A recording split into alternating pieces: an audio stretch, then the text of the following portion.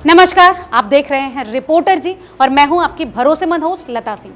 आज हम बात करने वाले हैं एक ऐसे बड़े लैंड स्कैम और इस स्कैम को अंजाम देने वाले गोवा के लैंड नटवरलाल और उसकी गैंग की, जो गोवा जैसे खूबसूरत राज्य को अंदर से खोखला कर रहा है। दोस्तों, कल्पना कीजिए वो बीच, वो हरी भरी जमीनें जो टूरिस्ट को अपनी ओर खींचते हैं, लेकिन उसके पीछे एक सिंडिकेट चल रहा है जो फर्जी डॉक्यूमेंट्स के जरिए सैकड़ों प्रॉपर्टीज हत्या रहा है। और इस सबका मास्टरमाइंड है मोहम्मद सुहेल, जिसे लोग माइकल के नाम से भी जानते हैं। 22 सितंबर 2025 को ईडी ने इसे गिरफ्तार किया और इसकी गिरफ्तारी हुई पीएमएलए एक्ट के तहत। लेकिन दोस्तों, ये कहानी सिर्फ एक गिरफ्तारी की नहीं, ये कहानी है सिस्टम की नाकामी, करप्शन और पावरफुल लोगों के गठजोड़ की। तो चलिए सिलसिलेवार तरीके से समझते हैं कि आखिर ये स्कैम हुआ कैसे, कौन कौन इसमें शामिल है और इससे क्या सबक मिलता है। दोस्तों, गोवा में लैंड स्कैम कोई नई बात नहीं, लेकिन ये केस स्पेशल है क्योंकि इसका स्केल बहुत बड़ा है। दोस्तों, सुहेल जो कर्नाटक से आया था लेकिन गोवा में ही सेटल हुआ, सालों से वो और उसका गैंग अनक्लेम्ड या फिर पुरानी प्रॉपर्टीज को टारगेट करता था।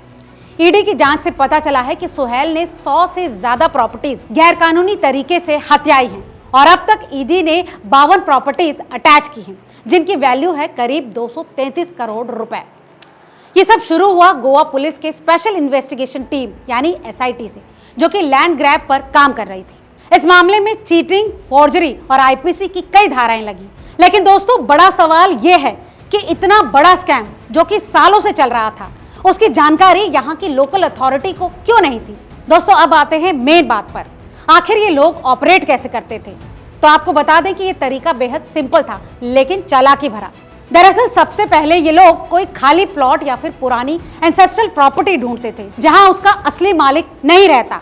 इसके बाद आता था फर्जी डेथ सर्टिफिकेट, फेक कानूनी उत्तराधिकारी तैयार करना। उदाहरण के लिए अंजना बीच और उसके पास में 8 ऐसे ही प्लॉट्स हत्याए जो कि 2 लाख स्क्वायर मीटर से ज्यादा थे, जिनकी वैल्यू थी 12.5 करोड़ रुपए।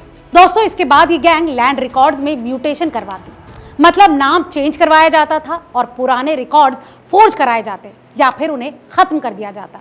इसके बाद प्रॉपर्टी बेचते या फिर अपने लोगों के परिवारों के सदस्यों के नाम पर ट्रांसफर करते बिना कोई पेमेंट के। दोस्तों, सुहेल ने खुद पूछताछ में इस बात को कबूल किया कि राजकुमार मैथी जैसे पार्टनर्स के साथ मिलकर फर्जी डॉक्यूमेंट्स इस्तेमाल किए गए। इतना ही नहीं, एक प्रॉपर्टी को 50 लाख में बेचा भी था। दोस्तों, सच पूछे तो ये महज एक फ्रॉड नहीं बल्कि मनी लॉन्ड्रिंग का पूरा नेटवर्क है, जहां क्राइम के पैसे को लीगल प्रॉपर्टी में कन्वर्ट किया जाता। और ये सब कुछ गोवा जैसे राज्य में जहां रियल एस्टेट आसमान छू रहा है, लेकिन रेगुलेशन कमजोर है। ऐसे में सबसे बड़ा सवाल यही है कि क्या ये सिस्टमैटिक फेलियर नहीं है। दोस्तों, सुहेल अकेला नहीं है, ये एक पूरा गैंग था। उनकी पत्नी अंजुम शेख, भाई शमीर मोहम्मद शेख, सहयोगी नूरे फैजल भटकर और हारून हबीब मोटीवाले जैसे लोग इस पूरे खेल में शामिल थे। दोस्तों, ईडी की प्रोसिक्यूशन कंप्लेंट में कुल 35 लोग नामजद हैं। दोस्तों, आपको याद दिला दें कि इससे पहले सुहेल को नवंबर 2023 में भी पकड़ा गया था, लेकिन उस वक्त वो जमानत पर छूट गया था और उसके बाद से फरार हुआ। उसके बाद जून 2025 में उसे दोबारा गिरफ्तार किया गया। आपको बता दें कि गोवा के इस लैंड नटवरलाल का नाम 92 मामलों में शामिल था। अब जरा सोचिए, अगर इतने केसेस में ये नाम शामिल था तो इसे और इसकी पूरी गैंग को पहले ही क्यों नहीं रोका गया। ऐसे में ये सवाल उठना लाजमी है, क्या लोकल ऑफिसर्स भी इस खेल में शामिल थे या फिर इनका कोई पॉलिटिकल माई बाप था जो कि इन्हें प्रोटेक्शन दे रहा था। दोस्तों, गोवा का ये लैंडस्केप दिखाता है कि भारत में लैंड रिकॉर्ड्स कितने कमजोर हैं, डिजिटाइजेशन के बावजूद यहाँ धोखाधड़ी कितनी आसान है। दोस्तों, इस बारे में आपको क्या लगता है, हमें कमेंट करके जरूर बताएं। और हाँ, अगर खबर आपको पसंद आई हो तो इसे लाइक और दोस्तों के साथ शेयर करना ना भूलें। बहुत बहुत शुक्रिया।